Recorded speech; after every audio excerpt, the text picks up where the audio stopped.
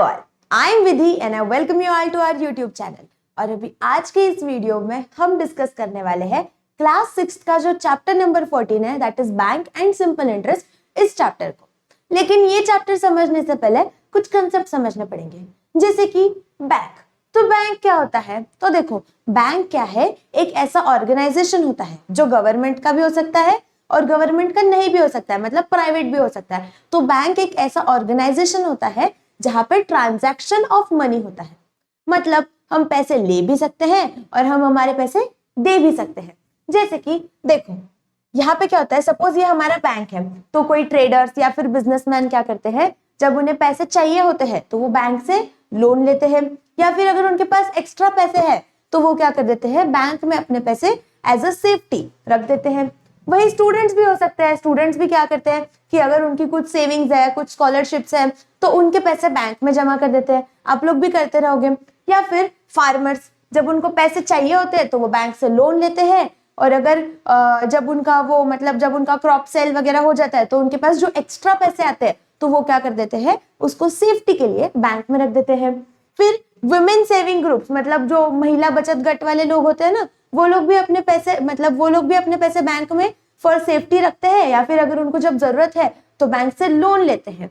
और industrialist and professionals, मतलब जो प्रोफेशनल्स होते हैं, जैसे कि डॉक्टर्स हो गए, टीचर्स हो गए, ये लोग भी बैंक में अपने पैसे रखते हैं। जब इनकी सैलरी आती है तो वो उनके बैंक अकाउंट में आती है, ओके, और फिर वो क्या कर सकते हैं, बैंक से अपने पैसे निकाल भी सकते हैं। वैसे सारी चीजें होते रहती है।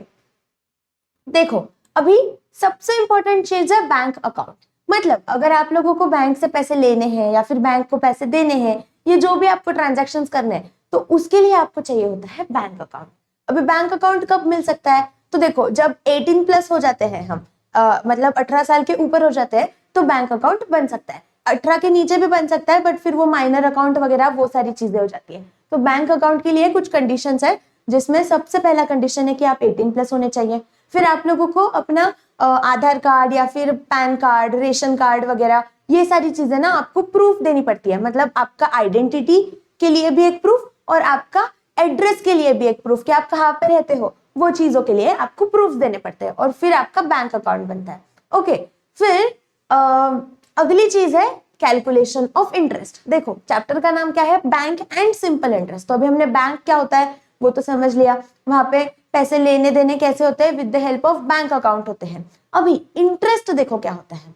इंटरेस्ट मतलब, जब यहाँ पे मैंने आपको बताया कि अगर आप बैंक से पैसे ले रहे हो तो आपको क्या करना होता है कि आपको लोन लेना होता है। आपके पास पैसे नहीं है, आपने बैंक से पैसे लिए, तो आपने क्या किया, बैंक से लोन लिया। तो जब भी हम बैंक से पैसे लेते हैं या फिर जब भी हम हमारे पैसे बैंक में रखते हैं, तो क्या होता है ना कि आपको कुछ एक्स्ट्रा अमाउंट या फिर देना पड़ता है या फिर मिलता है। मतलब सपोज बैंक में आपको 10,000 रुपए की जरूरत है। ओके, आपको क्या है, 10,000 रुपए की जरूरत है एक साल के लिए। आपके पास 10,000 रुपए नहीं है, तो आपने क्या किया, बैंक में गए, उनको बोला कि मुझे ना थोड़े पैसों की जरूरत है।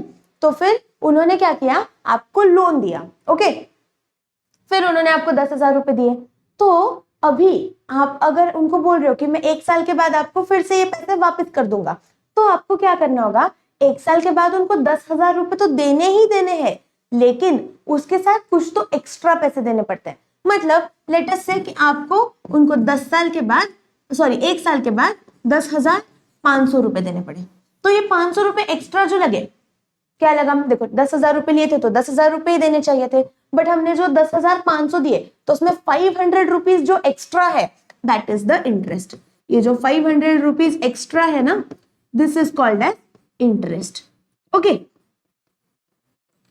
इसको क्या बोलते हैं, इंटरेस्ट बोलते हैं। तो अभी इंटरेस्ट देना क्यों पड़ता है, सो समझो, आपने बैंक से पैसे लिए, उनके आपने 10,000 रुपए एक साल तक यूज किए, तो आपने उनके पैसे यूज किए, उसकी वजह से आपको ये इंटरेस्ट देना पड़ता है। सेम चीज ऐसे भी हो सकती है कि आपके पास 10,000 रुपए एक्स्ट्रा है। सपोज आपके पास थोड़े पैसे ज्यादा है, जिसमें से आपके पास 10,000 रुपए एक्स्ट्रा है, तो आप क्या करोगे, अपने 10,000 रुपए बैंक में दे सकते हो। बैंक वालों को दोगे कि बैंक को आप पैसे दे दोगे, उनको बोलोगे कि चलो आप मेरे पैसे यूज कर सकते हो। तो वो क्या होता है, आपने बैंक को पैसे दिए, फिर जब आप एक साल के बाद बैंक से अपने पैसे वापस लोगे, तो उस टाइम पे बैंक भी आपको क्या करेगी, 10,500 रुपए सपोज रिटर्न करेगी। तो वो जो 500 रुपए एक्स्ट्रा बैंक ने आपको दिए उसको भी क्या बोलते हैं, इंटरेस्ट बोलते हैं। ओके, और वो क्यों रहेगा, तो बैंक ने आपके 1 साल तक पैसे यूज किए इसकी वजह से। समझ आया ये पूरा इंटरेस्ट वाला चीज। तो अभी इंटरेस्ट जब भी आपको कैलकुलेट करना होता है तो इसके लिए एक फॉर्मूला है, बट वो फॉर्मूला डायरेक्ट जो फॉर्मूला है वो आप लोगों को क्लास 7th में है, जो काफी सिंपल है। बट अभी जो इंटरेस्ट कैलकुलेशन है ये भी बहुत इजी मेथड से हम सीखेंगे। तो समझो, सबसे पहली चीज अगर आपको इंटरेस्ट कैलकुलेट करना है तो आपको क्या चाहिए होता है, प्रिंसिपल अमाउंट।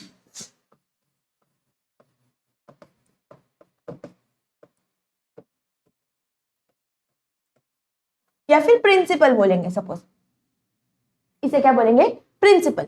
तो प्रिंसिपल मतलब क्या, जो स्टार्टिंग के जो पैसे थे ना, दैट इज द प्रिंसिपल। मतलब ये वाला, अगर आप इस वाले एग्जांपल में देखोगे तो यहाँ पे क्या हुआ था, स्टार्टिंग में 10,000 रुपए आपने बैंक से लिए थे, राइट। तो 10,000 रुपए ये जो है ये हो गया आपका प्रिंसिपल।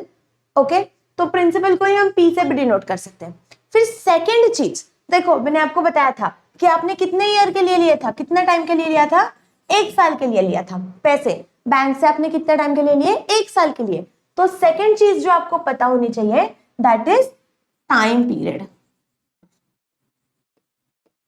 अगर आपको कोई भी चीज का इंटरेस्ट निकालना है तो आपको टाइम पीरियड पता होना चाहिए।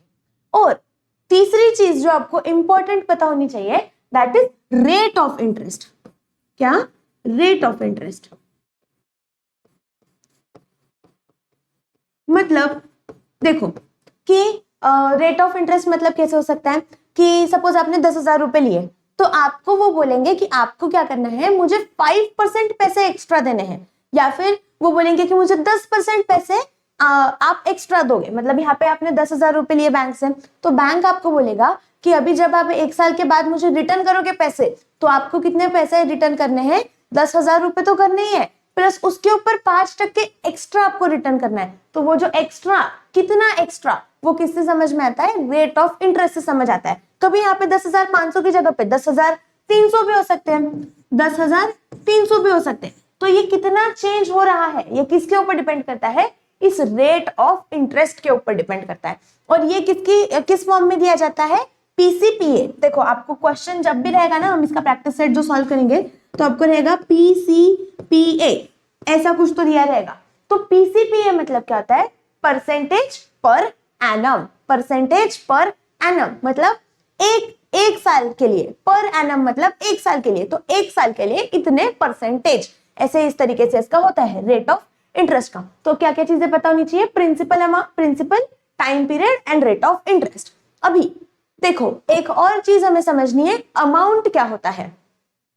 तो यहाँ पे अगर आपने ये एग्जाम्पल देखा तो इस एग्जाम्पल में देखो हुआ क्या था, 10,000 रुपए बैंक से लिए गए और फिर 1 साल के बाद बैंक को कितने पैसे दिए, 10,500 रुपए दिए। तो टोटल जो पैसे आपने 1 साल के बाद बैंक को दिए वो क्या हो जाता है, हमारा अमाउंट हो जाता है।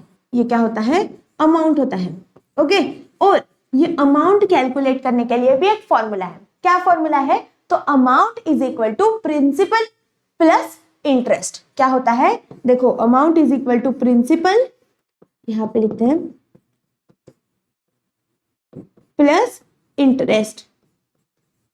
क्या होता है, amount is equal to principal plus interest. मतलब देखो प्रिंसिपल कितना था, 10,000, इंटरेस्ट कितना लगा एक्स्ट्रा 500 रुपीज, तो ये दोनों मिला है, देखो 10,000 प्लस 500 तो कितना बन गया, 10,500, और वही क्या है, हमारा अमाउंट है। तो अमाउंट इज इक्वल टू क्या होता है, प्रिंसिपल प्लस इंटरेस्ट। अब ये सारी चीजें समझ आ गई।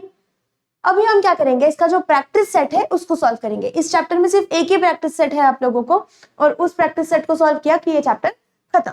तो इसकी कुछ मेथड है, देखो हर एक क्वेश्चन को सॉल्व करने के लिए सिर्फ सेम ही मेथड है। यहाँ पे क्या होगा, बस वैल्यूज जो है, यहाँ पे 6,000 है जो भी है, तो ये जो नंबर सिर्फ ये नंबर्स चेंज होने वाले हैं, बाकी मेथड सबका सेम है।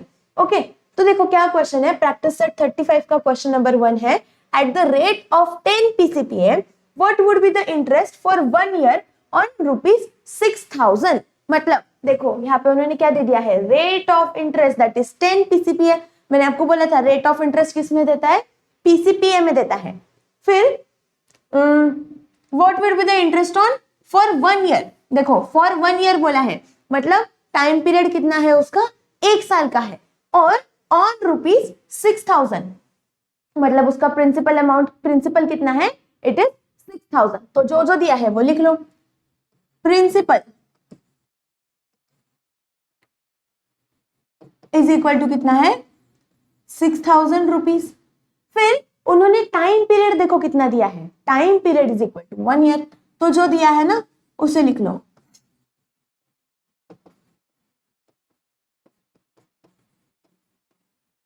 ये सारी जो चीजें होती है ना, ये अगर आप अभी से आदत डालोगे कि हर एक आंसर को इस फॉर्मेट में लिखना है, तो आपको क्या होगा ना, आगे आप लोगों को जब आप 9th-10th में जाओगे तो आपको ये सारी चीजों का प्रॉब्लम नहीं होगा। ये जो ये गिवन हम लिखते हैं ना, इसके स्पेसिफिकली मार्क्स होते हैं बोर्ड एग्जाम में, तो इसलिए ये सारी चीजें अभी से आदत डाल लो। ओके, और उन्होंने क्या दिया है, रेट ऑफ इंटरेस्ट।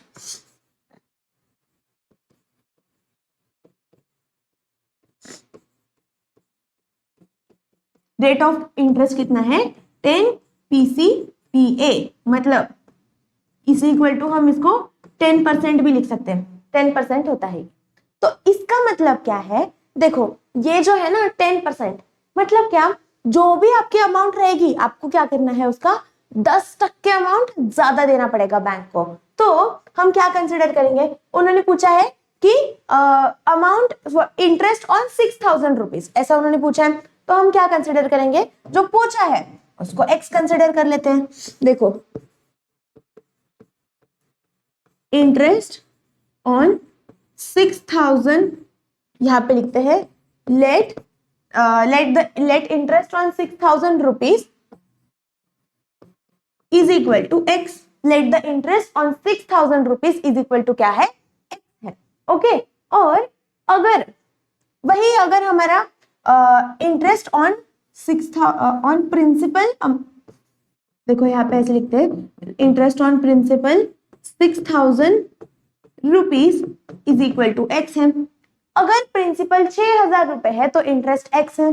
तो अगर प्रिंसिपल 100 रुपए है, अगर प्रिंसिपल अमाउंट 100 रुपए है तो उसका इंटरेस्ट कितना होगा, 10 रुपए होगा। देखो क्या दिया है, 10% दिया है, मतलब 10% से वो ज्यादा होगा।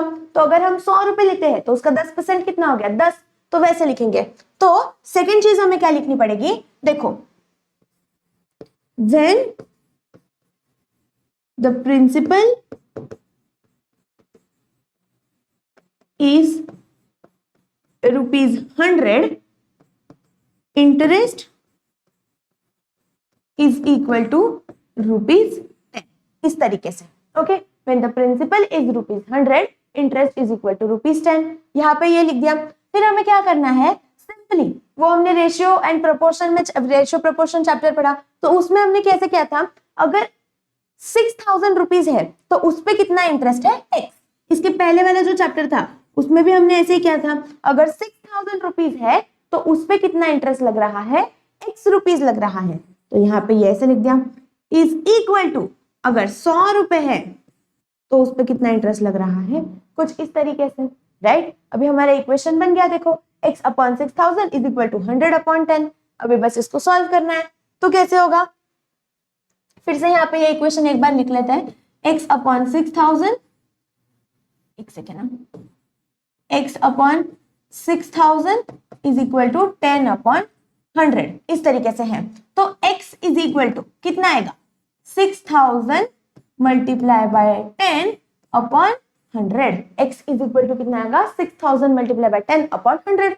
बस इसके दोनों जीरोस कट कर दो ऐसे। तो x इज इक्वल टू कितना आ गया, 600। x कितना आ गया, therefore x is equal to 600। तो हम एंड में क्या करेंगे, एक स्टेटमेंट लिखेंगे। यहाँ पे क्या लिखा था, देखो interest on principal ₹6,000 is equal to कितना है, x। तो हम लिख देंगे यहाँ पे, देयरफॉर क्या लिखेंगे, interest he will pay ₹600 as interest on कितना, ऑन 6,000 रुपीज। अगर 6,000 रुपए है तो वो कितना पे करेगा, 600 रुपीज इंटरेस्ट पे करेगा। ओके, यहाँ पे ये हो गया फर्स्ट वाला क्वेश्चन। देखो अभी सेकंड वाला क्वेश्चन क्या है, Mahesh deposited ₹8,650 in a bank at rate of 6 PCPA। मतलब अभी महेश क्या है, महेश के पास 8,650 रुपए एक्स्ट्रा थे, तो उसने अपने पैसे बैंक में रख दिए। कितने पैसे रख दिए? 8,650 रुपए। How much money will he get at the end of the year in all. अच्छा, तो अभी वो क्या पूछ रहे हैं कि उसको एक साल के बाद कितने पैसे मिलेंगे, टोटल पैसे कितने मिलेंगे वो आपको बताना है। मतलब आपको क्या करना पड़ेगा, अमाउंट बताना पड़ेगा, क्योंकि देखो जितने पैसे उसने दिए हैं वो क्या होगा, ये प्रिंसिपल अमाउंट प्लस इंटरेस्ट, जो उसको एक्स्ट्रा पैसे मिलेंगे, या उसको टोटल पैसे मिलेंगे। मतलब आपको क्या निकालना है, अमाउंट निकालना है। ओके, तो सबसे पहली चीज देखो, उसने कितने पैसे रखे हैं, 8,650। तो यहाँ पे लिख दो, क्या लिखोगे, principal is equal to 8,650 rupees. Okay, फिर rate of interest, rate of interest कितना है, 6 PCPA। तो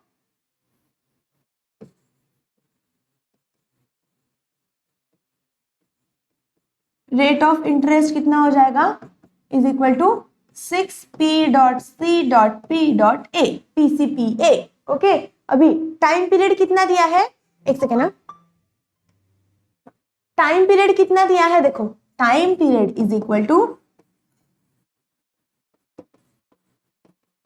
1 ईयर, ये भी दे दिया है। अभी हमें क्या निकालना है, अमाउंट निकालना है, टोटल अमाउंट जो उसको मिलेगा एक साल के बाद। मतलब हमें निकालना है amount is equal to question mark, amount is equal to question mark. लेकिन अमाउंट जब निकालना होता है तो अमाउंट का फॉर्मूला क्या है, प्रिंसिपल प्लस इंटरेस्ट। बट हमारे पास तो इंटरेस्ट की वैल्यू ही नहीं है, तो सबसे पहले हमें क्या करना पड़ेगा, इंटरेस्ट कैलकुलेट करना पड़ेगा। ओके, तो सेम चीज करेंगे जो लास्ट क्वेश्चन में की।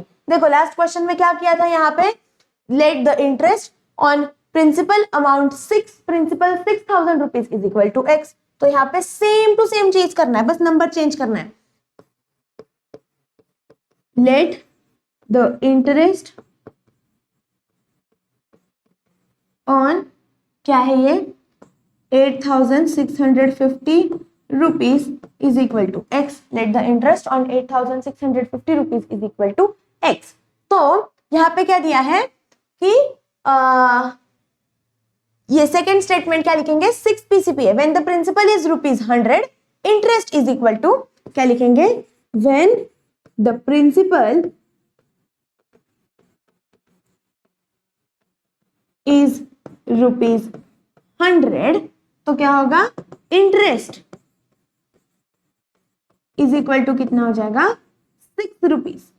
कितना हो जाएगा, interest is equal to 6 rupees हो जाएगा। तो लिख दो बस। अभी अब हमें क्या करना है, इसका एक इक्वेशन बनाना है। तो क्या होगा, जब 8,650 रुपीज है तो x है, तो ये लिखेंगे नीचे 8,650 अगर है तो ऊपर क्या आएगा, x आएगा। वही अगर यहाँ पे ये क्या है, अगर यहाँ पे 100 है तो ऊपर कितना आएगा, 6 आएगा। मतलब जब प्रिंसिपल अमाउंट, प्रिंसिपल कितना है 100, तो उसका इंटरेस्ट कितना मिल रहा है, उसको 6 रुपए मिल रहा है। ओके, बस अभी हमें इसको सॉल्व करना है। तो कैसे होगा ये, यहाँ पे देखो ये वाला इक्वेशन फिर से लिख देती हूँ, x/8650 इज इक्वल टू कितना है ये, 6/100 इज इक्वल टू 6/100। अभी यहाँ पे हमें फिर से क्या करना है, क्रॉस मल्टीप्लाई करना है, तो क्रॉस मल्टीप्लाई कर देंगे। यहाँ पे ये 8650 डिवीजन में है, तो यहाँ पे जाएगा तो वो क्या हो जाएगा, मल्टीप्लीकेशन में हो जाएगा। तो ये कितना होगा, 6 मल्टीप्लाई बाय 8650 अपॉन हो जाएगा 100। ओके, तो ये देखो ये दोनों चीजें ऐसी हो गई।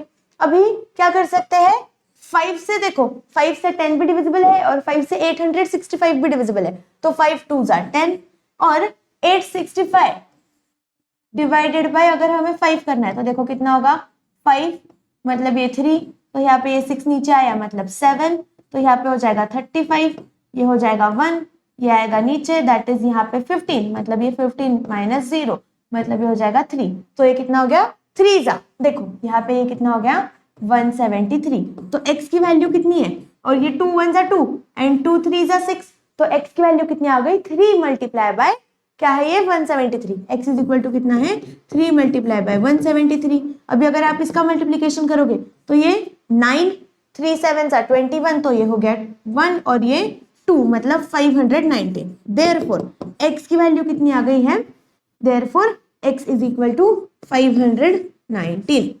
मतलब क्या है, इंटरेस्ट उसको कितना मिल रहा है, इंटरेस्ट इज ₹519। सो यहां पे हम लिख देंगे therefore Mahesh will get interest of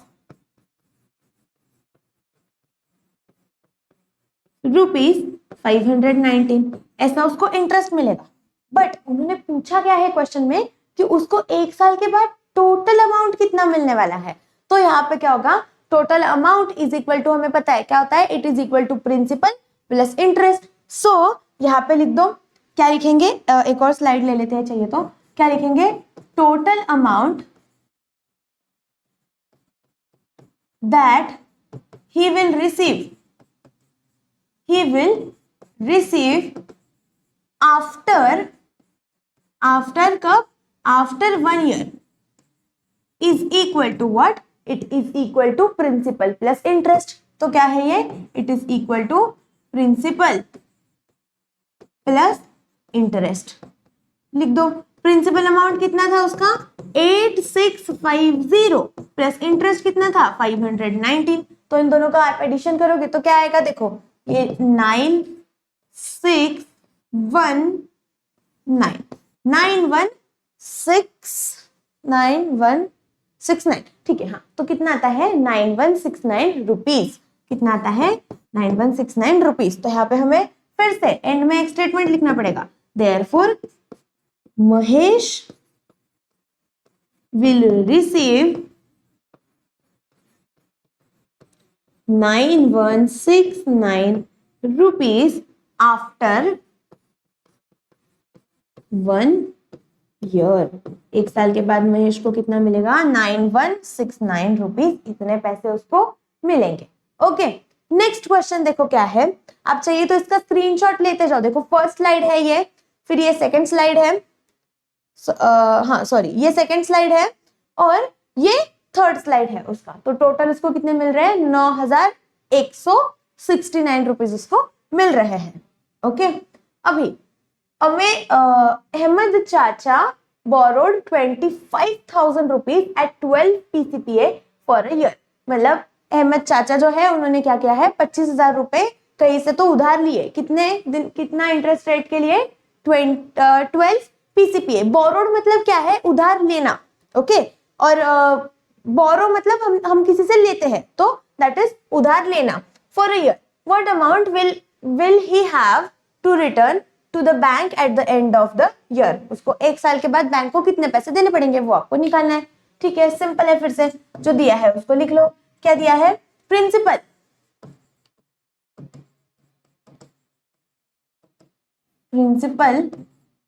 is equal to कितना है 25,000 रुपीज, ऐसा है। फिर रेट ऑफ इंटरेस्ट कितना दिया है, रेट ऑफ इंटरेस्ट दिया है 12 PCPA मतलब 12% पर एनम। और टाइम पीरियड कितना है,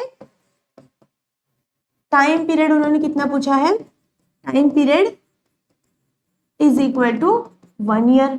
ये तीनों चीजें दे दी है तो ये लिख दिया। अभी हमें क्या करना है, लेट इंटरेस्ट कैलकुलेट करना है। तो हम क्या करेंगे, let us consider the interest as rupees, कितना हो जाएगा x।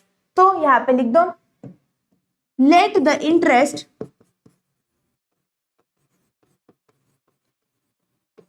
On ₹25,000 is equal to x। Let the interest on ₹25,000 is equal to कितना है, x है। और वही इंटरेस्ट ऑन 100 रुपीज कितना होगा, अगर 100 रुपए है तो उस पे उसको कितना है 12% मतलब 12 रुपए इंटरेस्ट मिल रहा है।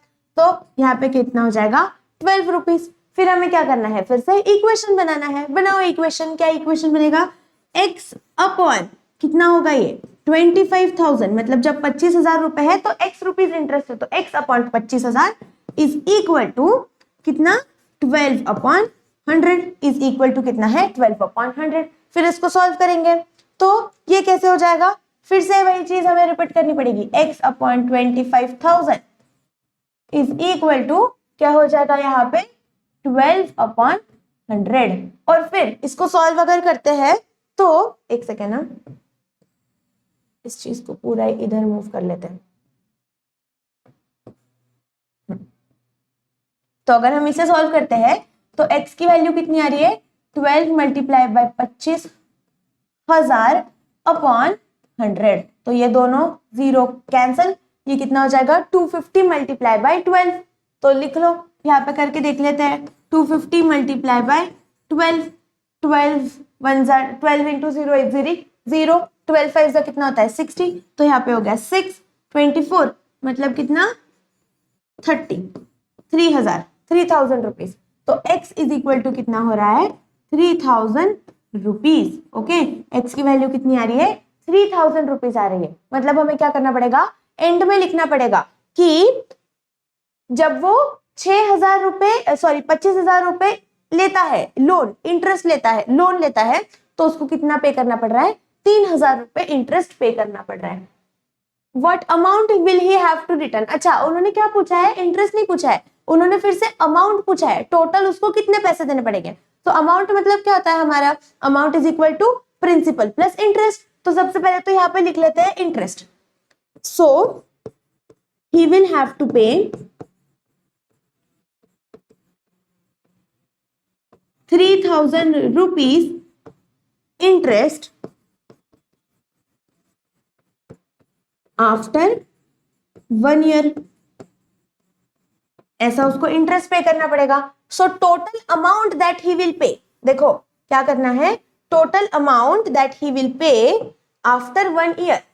यहां पे लिखते हैं टोटल अमाउंट दैट, अरे यार, that he will pay after 1 year is equal to कितना होता है, अमाउंट इज इक्वल टू कितना होता है principal plus interest, is equal to लिख दो फिर principal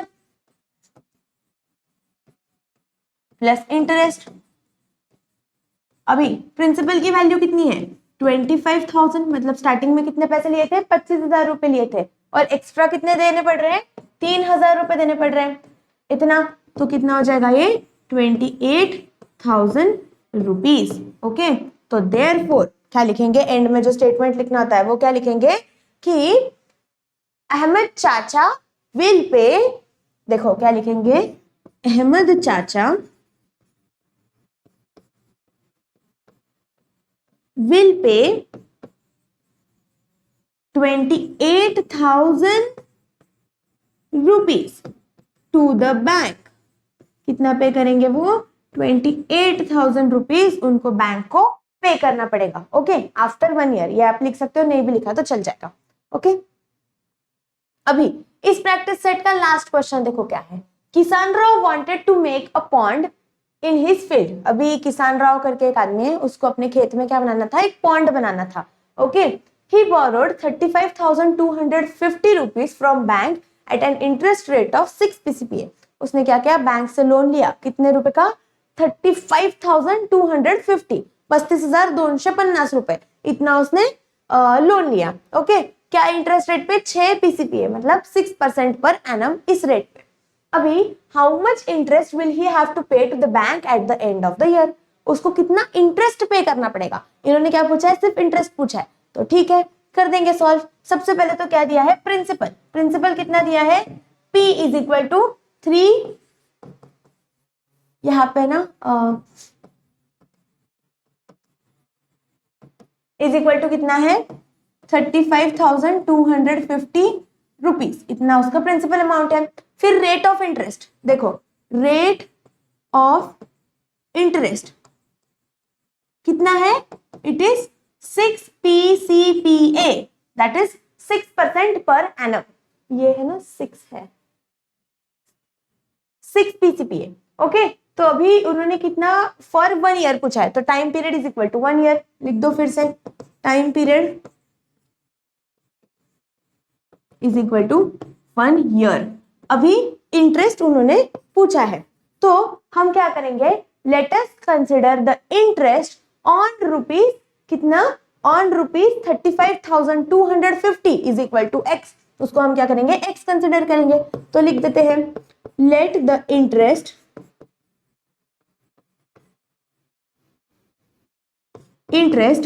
on rupees 35,250 is equal to x, ऐसा हम कंसिडर कर रहे हैं। तो सेकेंड चीज क्या होगी कि when the principal is rupees 100, तो अमाउंट कितना बन रहा है, इंटरेस्ट इज इक्वल टू कितना हो रहा है 12। तो लिख दो when principal is rupees 100, interest, एक सेकेंड, हाँ, इंटरेस्ट इज इक्वल टू कितना बन रहा है, कितना है वो 6 rupees. Interest is equal to 6 rupees. जब प्रिंसिपल 100 रुपए है तो इंटरेस्ट कितना है 6 रुपए है। तो इससे हम इक्वेशन बनाएंगे, क्या बनेगा इक्वेशन, 35,250 नीचे, तो उस पे कितना इंटरेस्ट है, x रुपीज इंटरेस्ट है। और वही जब 100 रुपए है तो उस पे कितना है, 6 रुपए इंटरेस्ट है, राइट। फिर अभी ऐसा ये लिख दिया, तो x इज इक्वल टू कितना हो जाएगा, x इज इक्वल टू कैसे होगा ये, 6 मल्टीप्लाई बाय 35250 अपॉन 100, इस तरीके से होगा। अभी ये देखो, अगर आप ये वाला सॉल्व करोगे तो 5 के टेबल में 5 2 जार 10, तो ये हो गया 2, और ये 3525 मतलब कितना होगा, ये 705 हो जाएगा। अगर आप 3525 को 5 से डिवाइड करोगे तो उसका आंसर आएगा 705, तो वो लिख दिया। अभी 705 multiply by 6, x is equal to कितना है, x is equal to 705 multiply by 6 लिख दो यहाँ पे, इधर सॉल्व करके देख लेते हैं। मल्टीप्लाई बाय 6, 6 5 जा 30, 3 3 6 6 जा 36, 6 7 जा 42, 4230, x इज इक्वल टू क्या है, 4230 rupees. Okay, x is equal to कितना है, 4230 रुपीज। तो x क्या है, हमारा इंटरेस्ट है। इंटरेस्ट किस पे, 35,250 रुपीज पे। तो उसको कितना पे करना पड़ेगा, क्या है उसका नाम, किसान राव। तो किसान राव विल हैव टू पे, यहाँ पे हम लिखेंगे किसान राव विल हैव टू पे,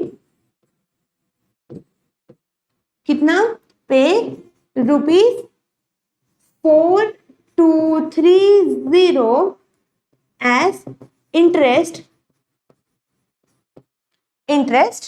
ओके, यहाँ पे ये आ जाएगा ऐसे, कितना पे करना पड़ेगा उसको, 4320 रुपीज इतना इंटरेस्ट उसको, सॉरी 4230 रुपीज इतना उसको इंटरेस्ट पे करना पड़ेगा। यहाँ पे अभी इस वीडियो में हमने जो चैप्टर था बैंक एंड सिंपल इंटरेस्ट, उस चैप्टर में सब चीजें समझी कि बैंक क्या होता है, सिंपल इंटरेस्ट क्या होता है।